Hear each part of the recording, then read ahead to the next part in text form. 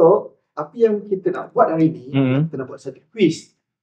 Nama quiz ni, teka kuih itu.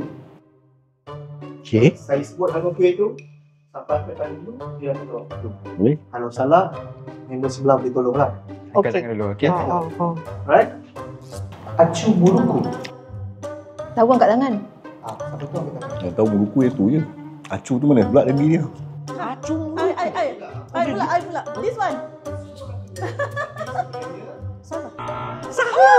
Maruku. Ini pun baru. Biasanya ni lah. Yes.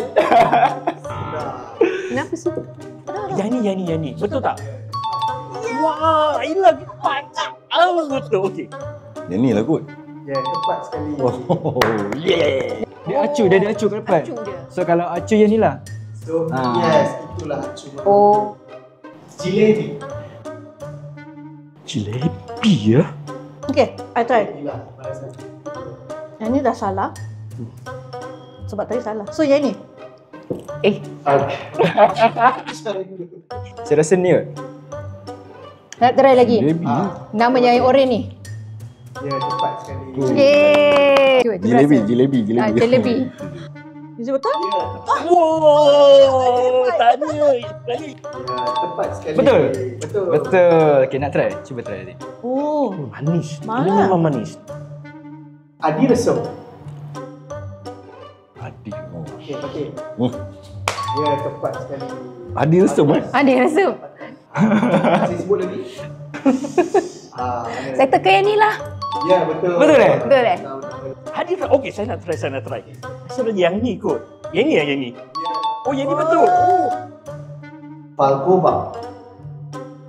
Palkova. Yang mana satu yang Palkova? Saya. Ini dia color-color Yang ni ke? Bukan yang tu?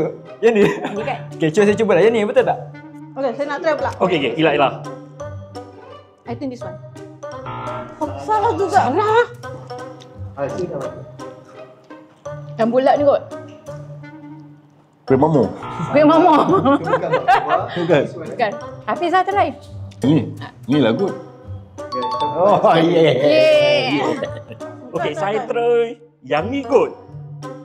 Betul. Kali ni saya betul lah, Ila. Betul. First time saya betul.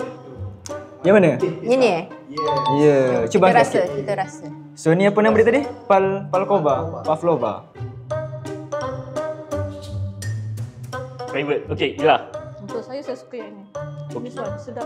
Tak Untuk manis. saya, Tapi sedap. saya rasa yang ni. Ladu. Oh. Memang terbaik untuk saya. Palova ni. Ni sedap. Balkova. Palova pula. Salah. Kita pun suka yang ni. Kan? Tapi kalau yang baru, yang sekarang kat sini pernah rasa, saya suka yang ni. Apa? Palkova. Sedap. Setakat saya try tadi, saya rasa yang paling sedap dekat sini yang ni. Candy.